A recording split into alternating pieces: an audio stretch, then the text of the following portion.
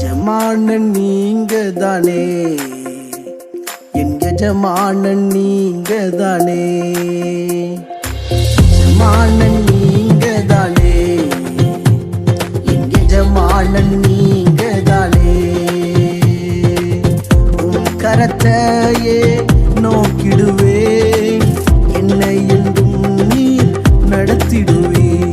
ஆண்டவராகிய இயேசு கிறிஸ்துவின் ஈடு இணையற்ற அன்பு நாமத்தினாலே உங்கள் அனைவருக்கும் 2225வது காலை மன்னா செய்தி மூலமாக உங்களை சந்திப்பதில் மிக்க மகிழ்ச்சி அடைகிறேன். தேவனாகிய கர்த்தர் இந்த இரவு முழுதும் பாதுகாத்து அற்புதமாய் ஒரு புதிய நாளை தந்திருக்கிறார். அவருக்கு மகிமை உண்டாகட்டும்.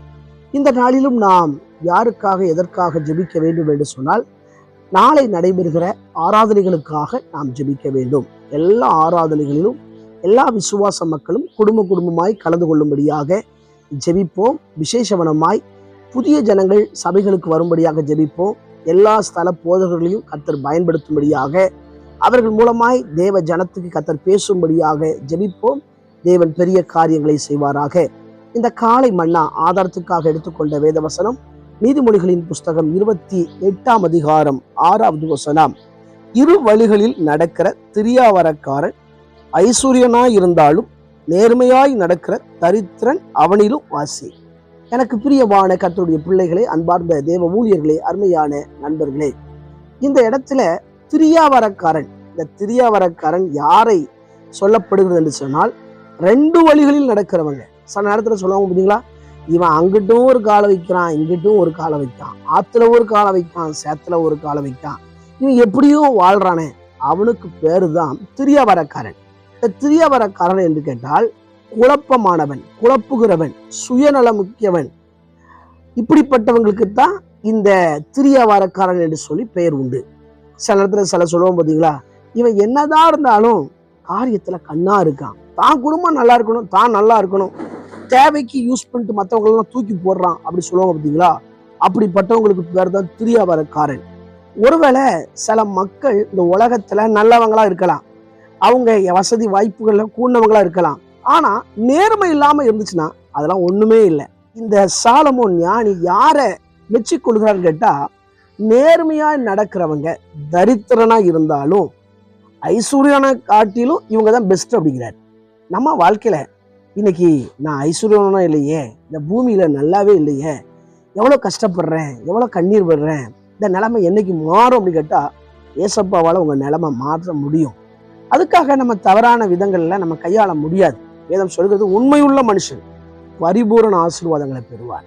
நம்முடைய வாழ்க்கையில நேர்மையா இருந்து நம்ம தரித்திரப்படுவோம் என்று சொன்னால், ஆண்டோடைய பார்வையில அதுதான் விலையேற பெற்றது. எனவே நம்முடைய வாழ்க்கையில கஷ்டங்கள், பாடுகள், துன்பங்களை நினைச்சு கவலைப்படாதீங்க. இதுல ஒரு நேர்மையா இருந்தீங்கன்னா கர்த்தர் நிச்சயமா ஆசீர்வதிப்பார். நம்ம வாழ்க்கையில நம்ம வாசனை வீசக்கூடியவர்களா இருக்கணும். நம்மளை பார்த்து சொல்லணும், எவ்வளவு கஷ்டப்பட்டாலும் சரி, ஆனா நேர்மையா இருக்கிறாங்க, பொய் சொல்லல, களவு செய்யல, அடுத்தவங்களை குற்றப்படுத்தி பேசல, சுயநலமாய் செயல்படல. இப்படி நம்ம வாசனை மற்றவங்களுக்கு வீசக்கூடியதா இருக்கணும். அப்பதான் ஜனங்கள் இயேசுவை நோக்கி ஓடி வருவாங்க. அதுக்கு மாறாக நம்ம ஆண்டவருக்குள்ள இருந்துகிட்டு 2 வழிகள்ல நடப்போம் என்று சொன்னால் அதெல்லாம் காரியத்துக்கு உதவாது. ஆண்டவருடைய உள்ளம் மிகவும் வேதனைப்படும். காலை மன்னா நேர்களாகிய நாம் ஆண்டவருக்கு நேர்மையா நடப்போம். வாலிபர்கள் பார்த்து கொண்டு இருப்பீங்கன்னா, பெரியவங்க பார்த்து கொண்டு இருப்பீங்கன்னா, ஆண்டவருக்கு பிரியமா வாழ்வோம். கொஞ்சத்துல உண்மையா இருந்தா அநேகத்துல அவர் அதிகாரியா வைப்பார். நம்ம ஆண்டவரால எல்லா சூழ்நிலையும் மாற்ற முடியும். எனவே நாம் கண்களை மூடி ஜெபிப்போம். எங்களை நேசிக்கிற நல்ல தகப்பனே, இந்த வேலைக்காய் வருகிறோம். ஆண்டவரே, தொடர்ந்து காலை மன்னா நேர்களை ஆசீர்வதிங்க. சில நேரங்கள் ஆண்டவரே, மனம் குழம்பி போய் என் வாழ்க்கையில் இவ்வளவு கஷ்டப்படுகிறேன் என்று சொல்லி உள்ளங்கள் உண்டு. ஆண்டவரே, அவர்களை கர்த்தர் ஆறுதல் படுத்துங்க. அவங்களுடைய சூழ்நிலை கர்த்தர் மாற்றுங்க. உங்களுடைய பார்வையில் அவர் விலையேற பெற்றவர்களாக இருக்கிறார்கள். இந்த உலக பார்வையில மதிப்பற்றவர்களாக இருந்தாலும் உங்களுடைய பார்வையில ஆண்டவரே விலையேற பெற்றவர்களாக இருக்கிறபடியால் கர்த்தர்களை ஆசீர்வதித்து உயர்த்துவீராக. விசேஷவனமாய் பிறந்த நாள், திருமண நாளை நினைவுகிற ஒவ்வொருவரையும் ஆசீர்வதிங்க. அவங்க வாழ்க்கையில கர்த்தர் புதுமையான அற்புதங்களை செய்யுங்கப்பா. அதிசயங்களை காணப்பண்ணுகிறான் ஜெபிக்கிறேன். இந்த நாள் முழுவதும் கர்த்தருடைய கரம் எங்களோடு கூட இருந்து ஆளுகை செய்யட்டும். இயேசுவின் மூலம் ஜெபங்களும் ஜீவன் நல்ல பிதாவே. ஆண்டு சுத்தமானால் மீண்டும் நாளை காலை புதிய காலை மன்ன செய்தி மொழியை சந்திக்கிறேன்.